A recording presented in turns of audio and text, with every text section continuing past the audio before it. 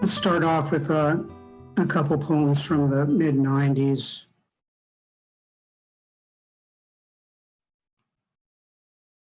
Okay. This one is a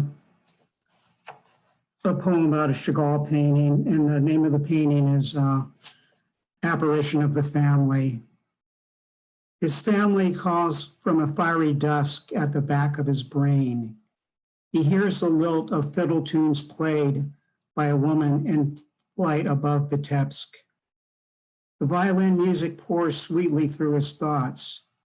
People from his past and present dance free of gravity in a haze of burnished vermilion that halos the family home.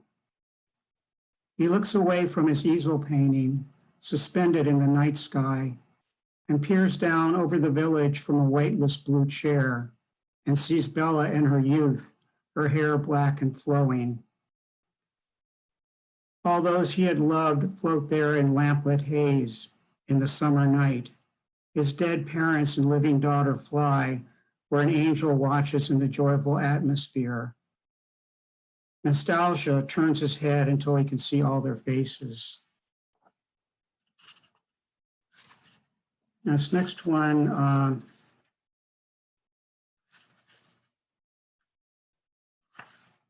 is a poem by Edvard Munch, who painted The Scream and a lot of other kind of morose paintings. And this is one of his lighter-hearted paintings about the end of an affair.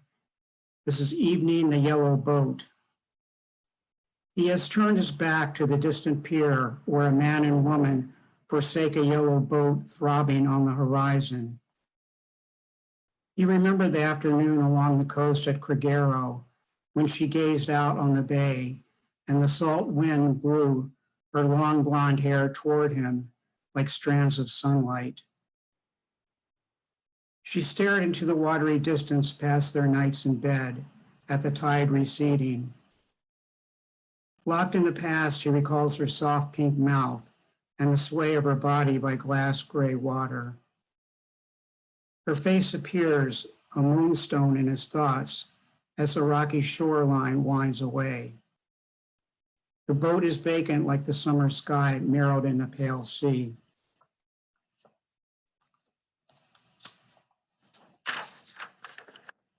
And this next one is about written about a year ago about the beginning of our quarantine for COVID. This is COVID-19 days. I don't need any more bad news. A plague is breathing through the Emerald City, where the people walk under a chalky sun, growing sickly with the demise of wonder. Refugees from the 9 to 5, they spend their free time in limbo, in these charcoal sketch streets from a Russian novel, protracted and oblique. This is my 5th day free of the medication that sends enthusiasm in modulated lightning to wake me from black chasms. Hospital wards are choked, the stricken bodies outnumber remaining beds, and the pandemonium of dying patients has now spread to baseball stadiums. A forgotten epidemic from 100 years ago trains funereal eyes at the newest panic, overwhelming surprise. Body bags collect outside the buildings trembling with ventilators' mercy and wait to be carried away to infinity.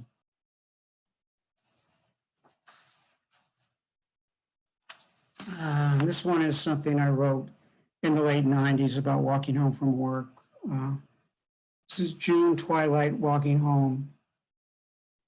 So many lives in my head floating like radio songs from the cars driving north towards the day's dimming azure. The planet turns its face away from the sun this chill late spring evening, leaving violet mountains to sink in blue-black night. At the top of the hill, I look west at the jagged body of the Olympic range, fading out, and I am alone with memories. I think of the beguiling smile of the childlike woman I used to lie over and the heat of her flesh together in her bedroom. Now I recall years I gazed at a morning sky until it began to crack like a marrow in my withering youth. The song I hear on the way home falls down 7 stories, but will rise again like a lark's voice in the next morning.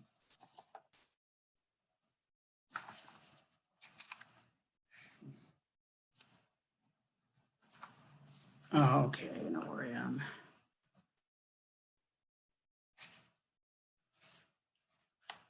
Now, this next one is set in Cincinnati in the late 60s. This is the summer of 1969. At twilight, my brother's speed freak friend would obsessively sweep the sidewalk and the asphalt in front of Bill's head shop. People in flowing hair and denim, wire-rimmed glasses and open faces would pass by on the way to Calhoun and Vine, the vortex of Cincinnati's hippie scene. Some spoke of communes and cities where freaks weren't hassled. Others couldn't see past 30 and heard the nightly news rumbling apocalypse. One July night, I sat on the floor of the Black Dome after taking Trilithon to come down from my last acid trip. On stage, Balderdash played, the bass sounding from a bottomless chasm, guitar notes intersecting and stretching endlessly, and the singer howling from a demented world.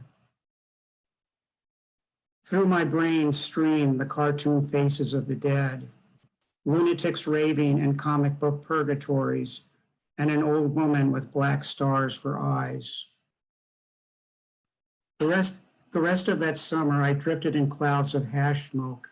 After going straight, I saw blue sky seething and heard dark meanings echoing in street laughter. That autumn, I entered a room of flowers where an Eastern master gazed from a portrait on the wall. I received 2 syllables of Sanskrit, a guide to the calm waters and silent heaven within me. This next one is also set in Cincinnati from about 1964 to 1969. 1964 was the year we moved from Maryland to Cincinnati. So you'll see a little bit of that reflected in here as well, but it's mostly about Cincinnati.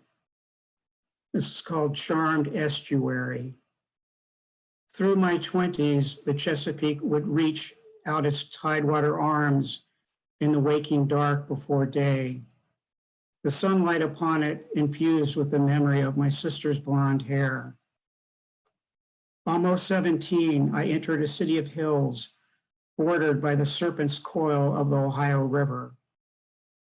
With my family, I rode through the sallow-faced Bavarian streets, past the weathered brick of Catholic churches, spiring the lucite gray of overcast Midwestern skies. One summer, 5 years later, I found myself in Mount Airy Forest, wrapped in a murky charcoal night. A hound was tracking me with hallucinogen breath, strobe eyes, and the snarl of 1,000 out-of-tune violins. I waited until his howl stopped ringing in my bloodstream and finally came, fractured, to a white pastel sun filling an upstairs room in my parents' home. I would never return to that laughter under the green oaks along the shores of that gull-voiced estuary after my sister left us. That one was written for a class we took on Dante's Inferno, so I think you could see a little bit of that with the hound tracking me with the hallucinogen eyes and all that. Okay. All right, this is another one. It's partially set in Cincinnati. It's about a time that me and some friends, I was going to Hanover College, and in Ohio, you could drink 3-2 beer. So you were all 18, so that's where we just went to Cincinnati for a weekend, and I didn't tell my parents, and just went there to get drunk one Saturday night is basically the story there. This is called Hard Traveling. I remember that Saturday, April 1966. Some college friends and I were hitching to Cincinnati, near where my parents lived. As we left Hanover, Indiana, the radio was playing Walking My Cat Named Dog. Its harmonica riff, a slice of sun through cloudy sky. I don't know what my father was doing that weekend, probably listening to Joe Nuxall, the voice of the Reds, and cheering them on. Meanwhile, my mother would shut the door against his stadium interludes and turn up the Mozart on her stereo. We had come to get drunk on 3-2 beer and dance the alligator at the Nebish. That night, we caroused our 18-year-old bravado on the street until a patrolman suggested that we join the Army. It was strange to be 8 miles from my parents and unacknowledged. We slept in a $10 a night hotel in a neighborhood of grimy red brick. The next day, I wished I could call my dad as we stood in a flood tide rain in Lawrenceburg, Indiana, and tried to hitch a ride west. Finally, a car splashed to a stop. We got in, and the Walker brothers were singing, "The Sun Ain't Gonna Shine Anymore."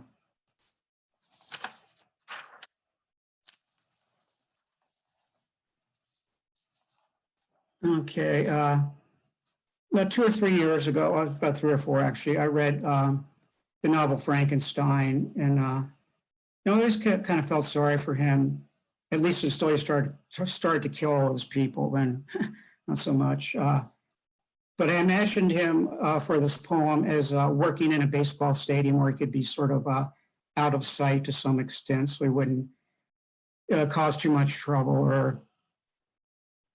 So this is, I call this Ballpark Frankenstein. Maybe you've seen him in left field during batting practice, shagging would-be homers, lumbering toward the white spheres, flashing out at him like lasers. He likes it best when shadows fall long and cool upon the manicured green, to provide a peaceful haven where his dread visage can't be seen. Made as he was from the cold flesh of the dead, he will come alive when the scoreboard charges his brain with the electric message that his team is ahead. See him far out in the bleachers under a bucket hat, drinking cheap red wine, Ballpark Frankenstein. He used to work in concessions carrying metal trays of peanuts and root beer, but beneath a long-billed cap, his face always inspired fear. He likes the rainy evenings he spends on the ground crew, rolling the tarpaulin like a heavy shroud on base paths under the liquid gray heavens. For love of the game, he stays on in this loud stadium, a continual fright who could be an icon only on Halloween bobblehead night. See him far out in the bleachers under a bucket hat, drinking cheap red wine, Ballpark Frankenstein.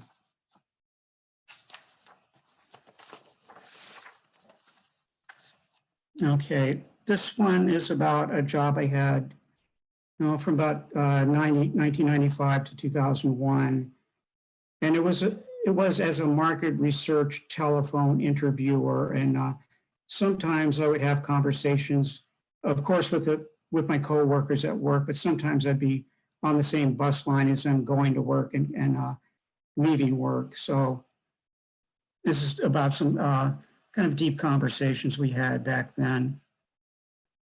This is called Deadpanning to the Great Unknown. We were bussing through a gray-lit corridor of hemlocks on the way to work at a market research firm. In a Seattle suburb, the locals called Deadman's, which is actually Edmonds. Do you have a spiritual side, John? Mark queried. We only have 5 minutes, I replied. It would take a half an hour ride on public transit to explain it all. And besides, I haven't thought much about God or the afterlife since my 20s. I'm sure you'll start to think about those subjects in a few years, Mark averred. as he tugged at his salt and pepper Walt Whitman beard and then mentioned his Jewish Buddhism. Soon I was looking at a blue computer screen filled with psychographic questions. For instance, I believe that the world was created in 6 days, like the Bible says. An elderly man I reached in southern Illinois said yes, but they were biblical days. He was polite, but his voice conjured Interstate 70 with its billboards hectoring, "Come to Jesus." I listened to the Reverend Homer Simpson, the caller next to me joked. "I find spiritual truth in Metallica," another exclaimed, as he got up from his chair and pantomimed the guitar solo to Enter Sandman. Meanwhile, a slender young woman with flower-painted fingernails was telling a respondent about her adorable tomcat, and a born-again caller commiserated about school prayer in the middle of a survey with a like-minded soul in Kansas. A man in Rochester, New York said, "I sounded like an undertaker when I read the Genesis question to him." The fir trees through the window had dimmed, and it was now 9 p.m. The college student caller left to catch his ride under the dark mauve sky with, "Do you think your Marilyn Manson t-shirt will get you into heaven?" reverbing in his ears from earlier in the day. And the Modigliani girl went home to smoke weed and watch Animal Planet with her cat. Mark's query returned as I waited for my bus in the suburban night streets, but I reached the same conclusion that had stymied me countless times. The ultimate mystery is not solvable by any human mind. So why waste these quicksilver hours angsting about it? But somehow I knew I would. How am I doing for time? Leopoldo, how am I doing for time? I'll keep reading. You have been at it for about 17 minutes.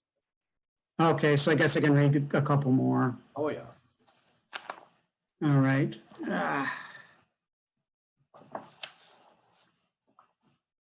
Okay. This next one will be about when I was a kid in Maryland.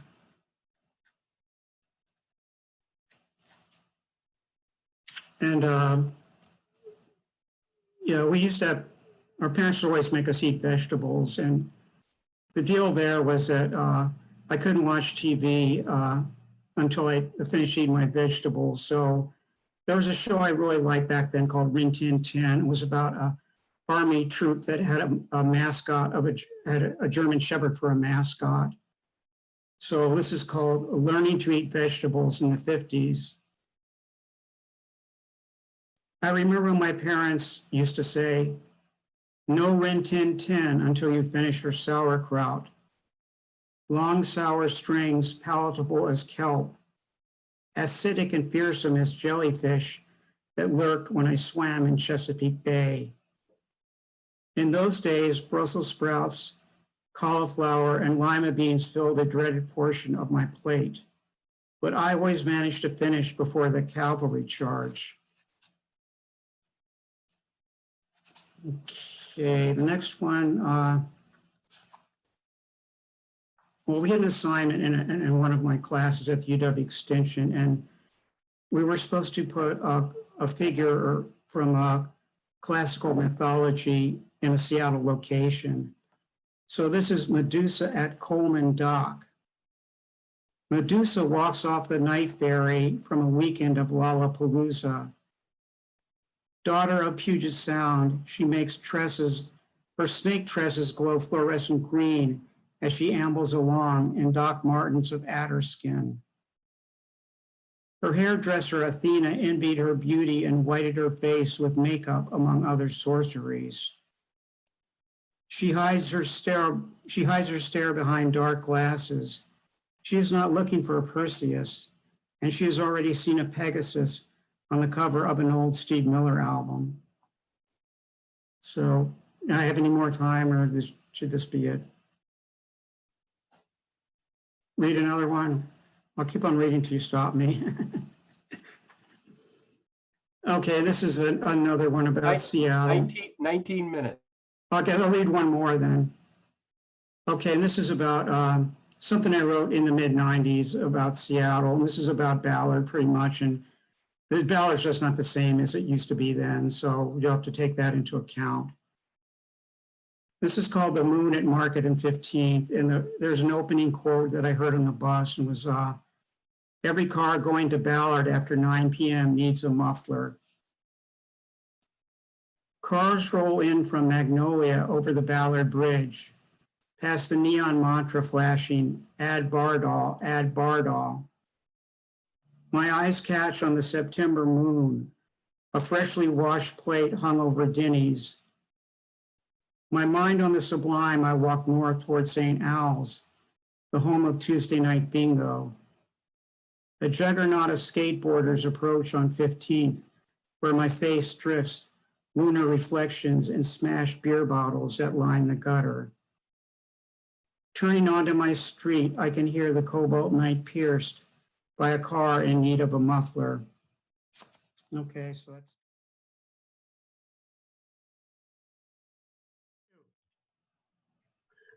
Well, one thing I want to start with, because I enjoyed John's reading, and he and I share Cincinnati. My first full-time teaching job was at the University of Cincinnati, and I taught there for a number of years. And the poems that I was planning to start with this evening, a number of them were written in Cincinnati. I'm reading from a chapbook that I haven't put my hands on for years, but it's called Greatest Hits, 1965 to 2000. And during several of those years, I was in Cincinnati. Anyway, let's just see what I can find here.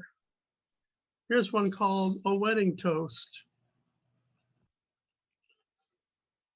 May your love be firm, and may your dream of life together be a river between two shores, by day bathed in sunlight, and by night illuminated from within.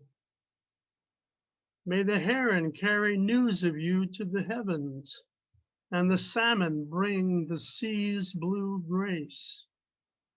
May your twin thoughts spiral upward like leafy vines, like fiddle strings in the wind, and be as noble as the Douglas fir. May you never find yourselves back to back without love pulling you around into each other's arms. And one more, I think I'll read from this book. Here's one called The Shovel. You should have brought the shovel back. You know we have trouble here. The water's taken ill. Your mother weeps her nights away too.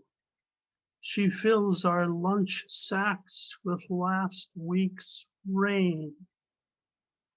And a kind of blue wart has killed the peonies.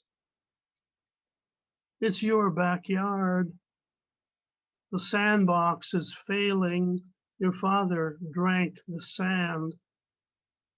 You should have come home. We need the shovel, Jack. And then I think I'll read one more from this chapbook.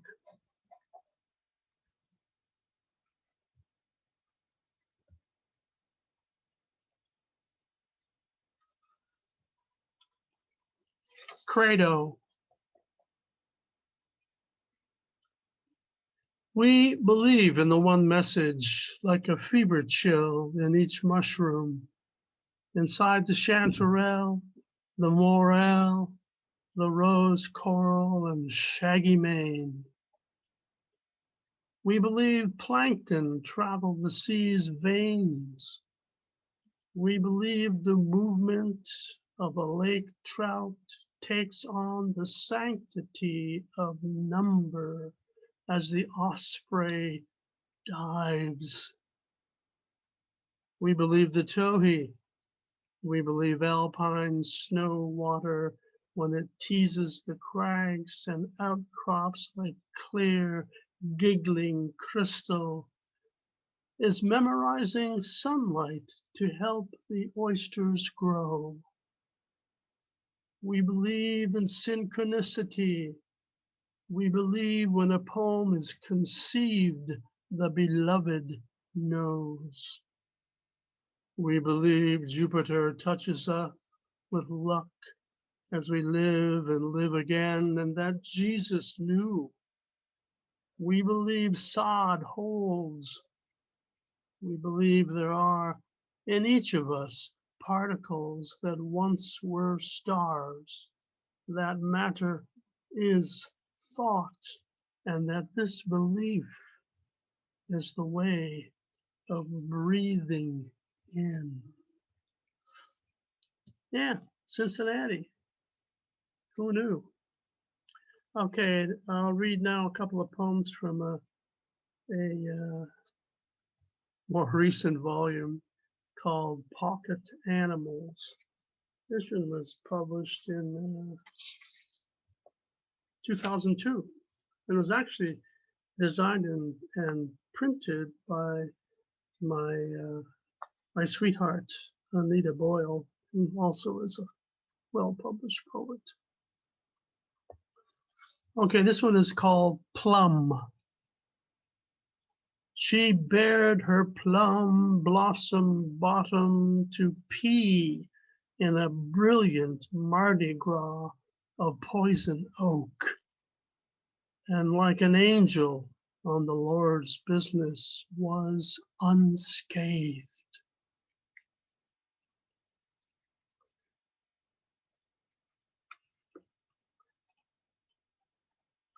Okay, one more from this book called Order. As order in the world diminishes, those whose routines are complex, whose feelings and responses tend toward caricature, will be first to degenerate to madness. One now must simplify, streamline emotion and idea, speak little, act less, and only out of stillness.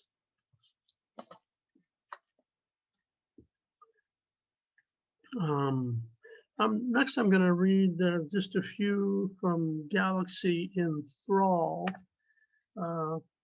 That's a recent volume of mine published by Goldfish Press in Seattle. Came out in 2019.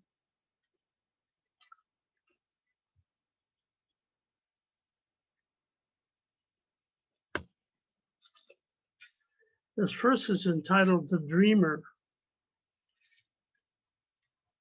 He knew she was a dreamer, that during love her limbs would map the universe. He needed to find her before the cavern men run their ruinous plan, their autumnal theology. Together, they might prevent the fall from sentience. When at last he held her, they rocked through each other under the oaks of ritual. A curved leaf rattled as a slug moved its rich muscle past. Greenish yellow and spotted black, the planet steadied for that contact. She said, "My love, now recognize your long-eyed sister in the damp grass."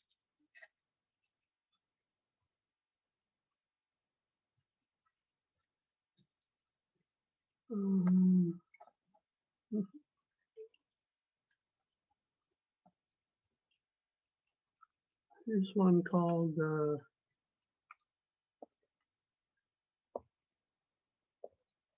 Black Root.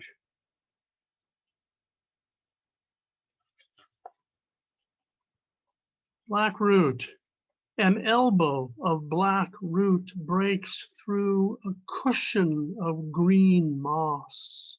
In the near distance, the chick, chuckle of water as it scallops the shore. And next, I'll read a sampling from a volume titled Ravenous Bliss, which was published by my publisher now, since this book, Lana Ayers, who is the editor-publisher of Moon Path Press down in Oregon, down in Tillamook, or some people who live there say Tillamook. Anyway, it's been out a number of years, since 2014, but I'm going to read a couple poems from it. This got an amazing cover, which was also designed by my sweetheart, Anita. The marriage. It seems to be one of my themes, I guess, relationships. The marriage. I am a turtle with a lead shell, with fragile blue wings of gossamer and small. The sky is far when you say you're through. You are a bobcat with thin claws of glass, with gray, dreamy eyes of no luster. The green, tall trees are emery when I say I don't love you. Night comes, the air is sparse, the ground cold, our eyes round owls, afraid in the dark. Give me your hand, it will hold us.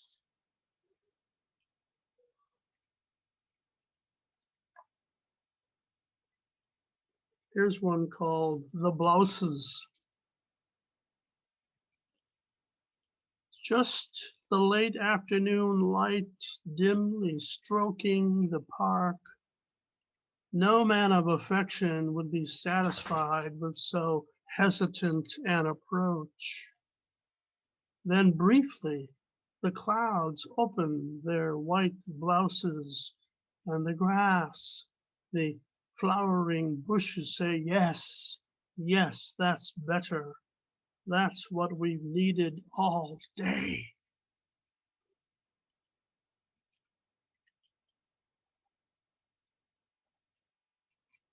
And one more from this book.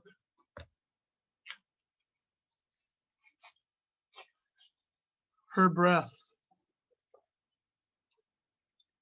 She is where the song sits down and weeps for joy, where the red-winged blackbird calls for what comes after. She is the river splashing the moon onto darkened stones, the broken yoke that beckons the sun to its yellow nest. Her breathing stitches what time has torn.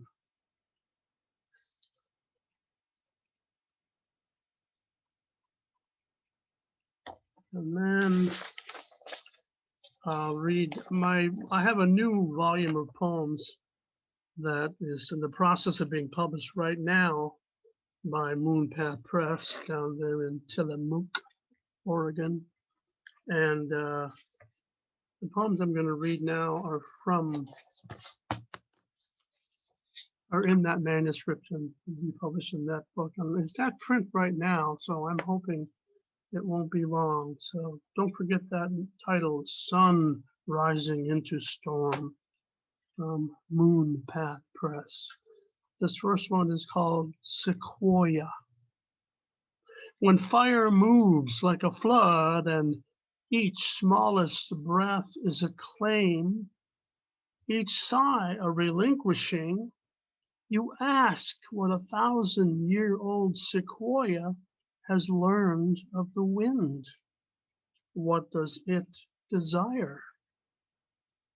When only the tallest prayers rise beyond black clouds, blistering the sky, it's time to embrace what burns. Spirit confirms what matter knows. And then this next is called Which Species? With a question mark. Which species? Our species has developed a new relationship with this planet, one where we insist on inflicting damage. While we have contributed grandly to global warming, like sniveling brats, we complain of being punished for something we insist we have not done. Sounds like a relationship gone wrong. I'm wondering what the Pope thinks about the obvious sinful behaviors.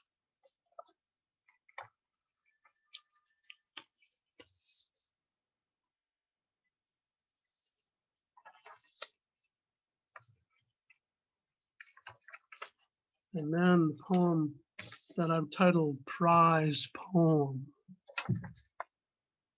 Ah, the phone rings, and while I stand near, waiting for the second, then third ring, I'm thinking this must be the MacArthur Committee calling with my $500,000 Genius Award.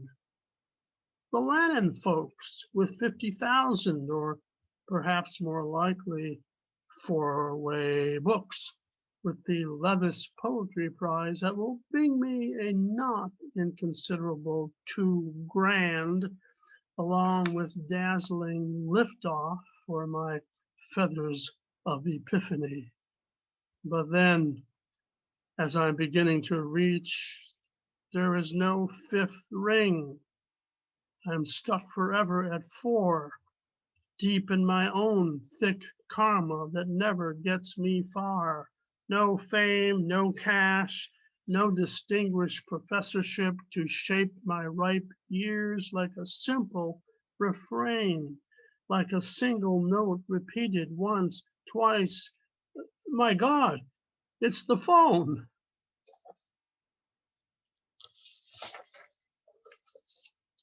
And I will end my reading with a poem that's titled Endless. So, just because I end my reading doesn't mean it's the end of ever, Okay, endless. Gazing down this deep rock-studded gorge is like looking back over the 70 years of my life. There are immense boulders in the path of Mona Creek, but the life-bearing water always finds its way. In the distance, there are swaths of dazzling green beside dense, hard-edged shadows.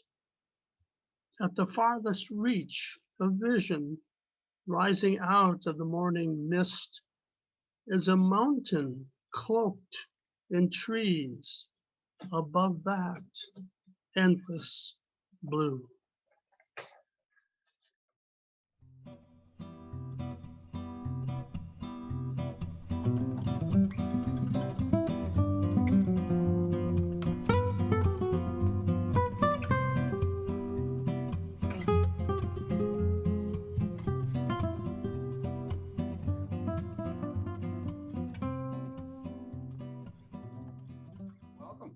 Okay, thanks for having me. And thank you for the wonderful reading. So tonight I have two poems, one sad and the other one hopefully funny for you. This is the anniversary of my mom's passing. What I didn't know. I didn't know I would be without a mother, lose another kind of love. I didn't know letting go was just an option or opinion. How time marches like warrior ants who amble across sand. Thank you. Okay, hope to make you laugh a little bit. This is called Lingua Franca. My Albanian husband used to use the word moodle instead of mood. I'm not in the moodle to go out with you tonight, he'd say. How about tomorrow, I asked. Let's play by the ear, he said. In Albania, there used to be only one kind of deodorant. He pronounced it deodorant. As funny as it sounded, he never used it.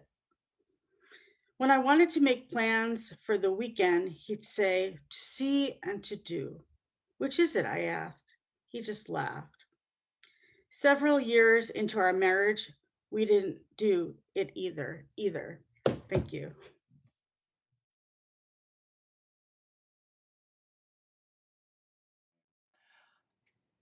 With one poem.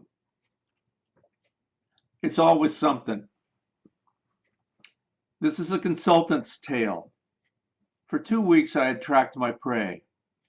I met with my client to learn how he saw his intended customers, who they were, how he saw what they needed, what balm we could offer to coax them into his tent.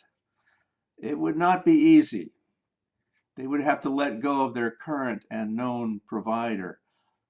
Like a Paleolithic hunter, I had to craft an artful approach, choose and carefully qualify my prey, stalk them, probe, and listen for their dissatisfaction.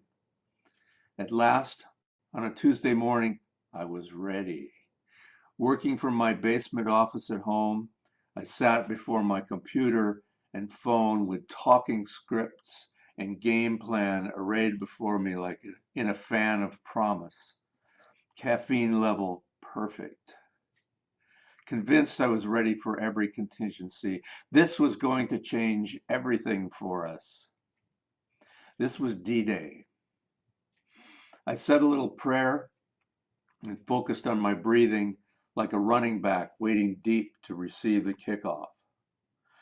As I reached to punch the touch-tone keys, my wife shouted down the stairs for me to come and see this.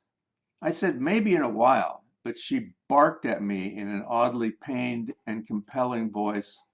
No, now, as if some water pipe had burst. Sufficiently alarmed, I grumbled up the stairs and was just in time to view live feed of the second plane dive into the World Trade Center.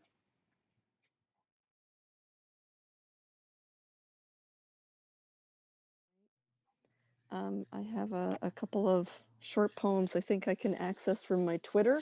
And if anybody's interested, there's an outfit called Lunch Ticket that is accepting Twitter poems that are under 280 characters.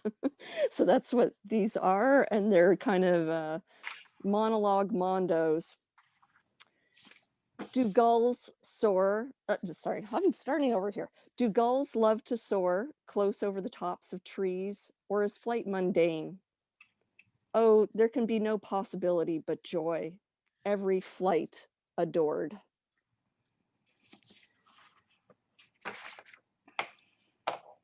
Does it freak you out how much the human brain looks like the universe? Is it strange when stars and you and I, frogs and clouds, are of the same dust? That's it.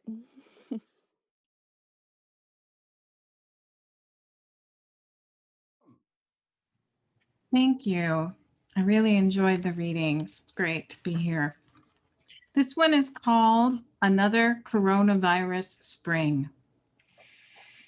As soon as I opened the window, the sky climbs in, dragging her bridal train of cloud. I only wanted to air out the pandemic stale. Instead, there are kites swooping over the kitchen sink and hummingbirds buzzing around the lampshade. Yesterday, I thought my hand resembled a piece of toast, and I'm gluten intolerant. My poor elderly cat battles dust mice under the couch.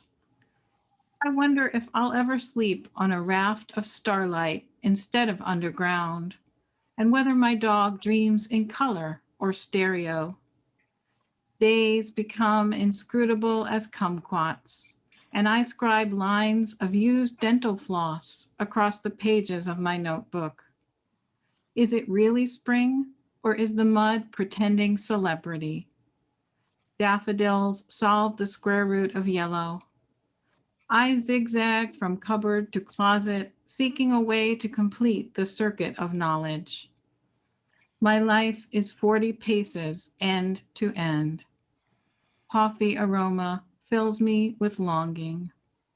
The computer screen flutters with paper dolls, and lately I have been struck blind looking in mirrors, struck dumb gazing at the lettuce awaiting shredding on the cutting board. What does it take to make proper reparations for being human? Some nights the moon shouts in translated sun. Some nights the moon is mute and I buy raffle tickets for the rain. I'm tired of shallow breathing, this everlasting Gordian knot of grief. Thank you. Oh, thank Great night. I'm going to read one of my pandemic poems that I didn't read the last time when I featured, so I'll read this one tonight. Social distance poison pandemic. We need each other every single day, month, year, generation. Interdependent, we reach out, barn raise with our neighbors. Community, we lift each other up, gather round a fire, a hearth, sing, organize a union, speak unfettered our worry and love. We travel across boundaries, move ageless like cowboy poets spreading news region to region. The call for knowledge lifted from truth and source, a wide web, little insistence on independence. We understand how frail each human. The idea of a superhero manifests in good deeds. Lassie barked, "Help, he needs help," and there was a rescue. How can I learn to lean on others when touch is extracted from my bones? When I no longer care who sees me at my worst? What deep-seated fear rolls me from a plethora of necessary help from another? My partner rubs my back with healing herbs. He, the only one I expect support from, the one who is there, trusted. We have a couple bubble, faith and love, but how many had even one person in these hazardous times? My friend with asthma, suffocated by smoke, left, took a plane to Chicago, then a plane to Portland, Maine, with no plan, with little money, no credit card, no one to meet her at either airport. She used the last of her cash for this grand escape so she could breathe, fires encroaching her home.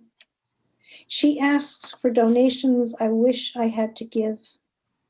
This time of risk and daring for those on the edge of survival, our world on the slope of decline, we roll into mire, we claw through mud to the top of the hill, already crowded. Those who slip die, the earth accepts filler. We walk toward safety, our throats raw, our guts tumbled with grime, poisoned with lie from falling ash.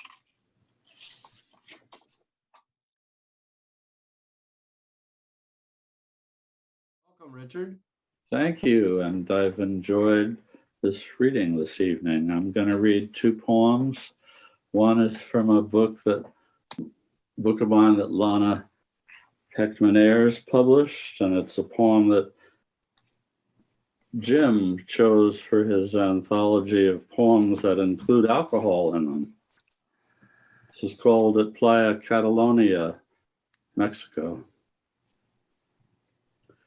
Chefs with white hats, tall as China-line ships. Heaven's like that on the playa. Girls in bikinis, as my mother says, one string above, one below. Why do they bother? Here everyone's GPS is turned off. No maps, paths that go nowhere. It's possible to fall in love over and over without the pain of being young. Linda isn't jealous. After lunch, we bask as frigate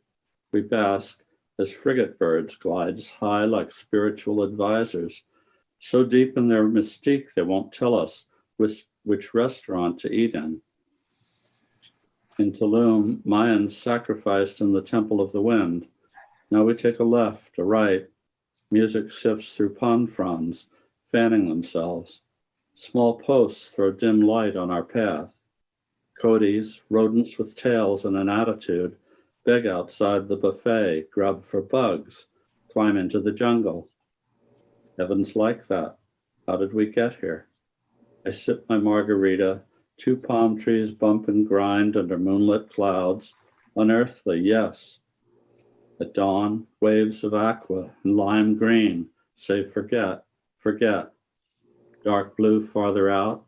Maybe we came from it, maybe not. And the next one is from my new book that's just come out. The book is called At the Grace Cafe. And I'll read this poem that I don't think I've read it aloud, or not in many years since I wrote it. Two truths, one lie. And refers to that parlor game where you do that, tell two truths and one lie. This has a persona. It's told by a counselor who works in on a mental health unit of a hospital. So to do that, to tell stories like this, I decided I had to make what I put in here fictional, so not revealing anybody's true stories. Two truths, one lie. This counselor speaks. In Times Square, I gave this young kiddo $17, almost all my cash. He said he needed cab fare so he could get an operation in New Jersey on his testicles.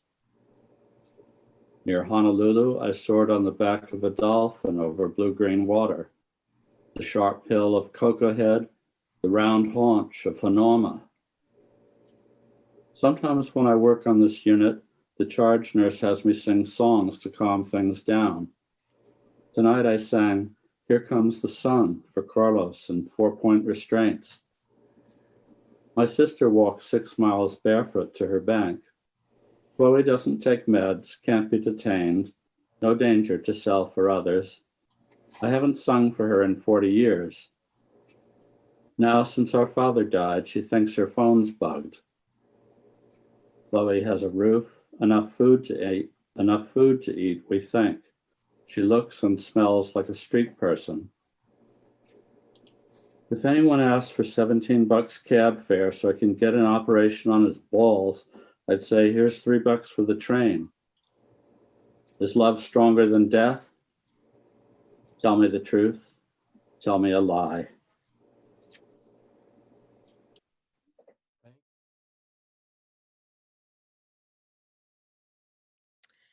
I was over in Spokane this morning and wrote this. It's called At a North Spokane Quality Inn, March 24th, 2022. It didn't work after Sandy Hook. Some weaseled out with the fine chisel of denial. 6 days before Boulder, the guy got his answer to his temper. And 1 day before Atlanta, Chicken Little, who couldn't manage his pecker got his. We are a nation of imposters who call our supreme reason independence as we rank the history books and revile revision.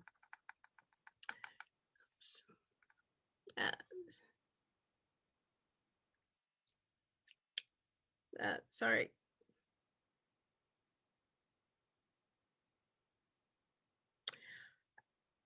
I am sitting in a hometown motel, breakfasting on domestic errors in the news. We spent yesterday picnicking at the cemetery. My father would say, "Damn fools," and wonder how some folks even can afford such weapons if they tithe and cross themselves in the name of someone higher up. My mom would say, "Let's face it, everyone's a bully when they get a chance." Mom and Dad finally agree on one thing. Their chiseled gravestones came soon enough.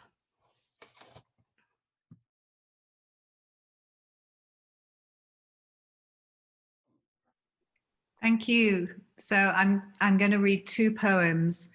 One, I guess it's a kind of love poem about a lighthouse. I wrote this a number of years ago. The lighthouse, and this is the epigraph.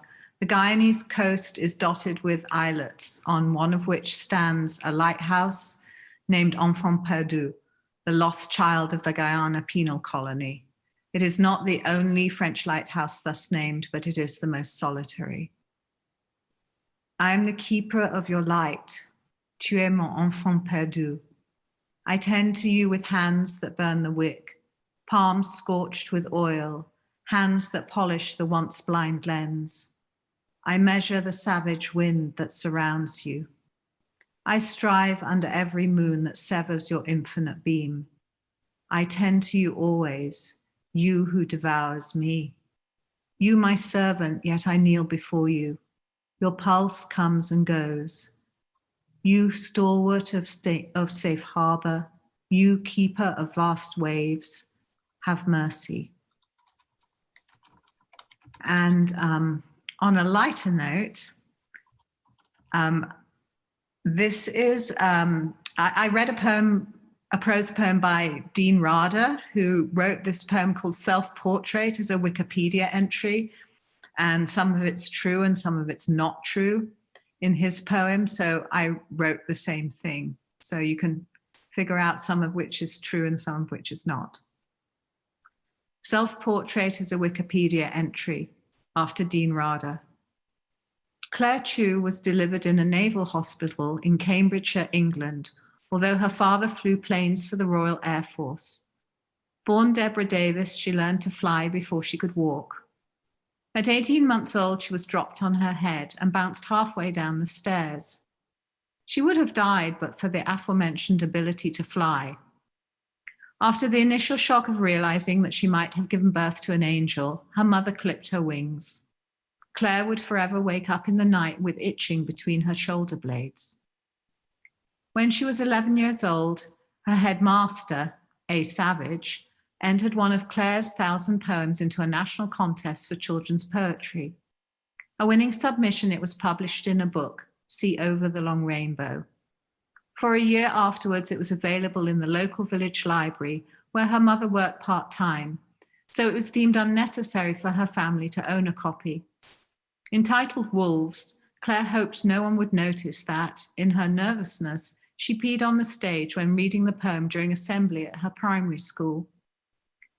At university, unable to fly away during emergencies, Claire became a black belt in Taekwondo after training obsessively for 2 years, 11 months, and 7 days. She was unhappily married to her linguistics professor for 20 years, their romance being founded on him banning her from class for arriving barefoot one torrid summer's day. Claire eventually broke his windpipe with a left-footed high kick, causing him to choke to death on his denial of an affair with a local prostitute, whose notorious nose ring was found in their laundry. When asked by the judge before sentencing her why she had taxidermized her husband and positioned him on the bed in nothing but a turquoise Speedo, Claire stared out of the courtroom window for a quick minute before hesitantly replying, "Skin is just an envelope, sir." Thank you.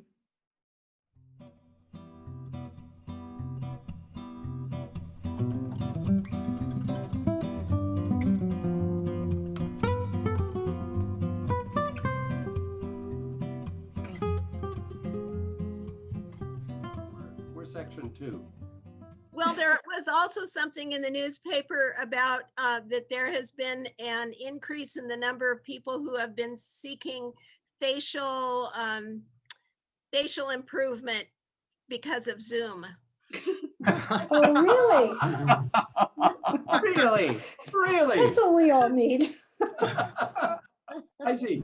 So the plastic surgeons are going, market here. Yeah, but I heard that if I can't remember if it's Pfizer or Moderna, so you'd have to Google it. But I heard that from a doctor that, and I haven't had any Botox, but I heard from a doctor that one of those vaccines can cause your face to swell where you have had fillers or Botox in the past. Oh my God. Really? That's it. Well, Okay. I have some surgery going on right here, guys. This is what you get when you pay the premium. This is the kind of thing you get. You just can't do this with your run-of-the-mill, interloper. But when you Oh, subscribe, that's on Zoom you did that. Oh my goodness. you pay the monthly fee, boy, you can be anybody you want. Hey, jingle bells. Pay you for that advertisement? They should. I haven't seen this one. Boy, I look good. I'm going to do a reading in a couple of weeks. I think I'm going to do it with this. So now I understand what devolution means.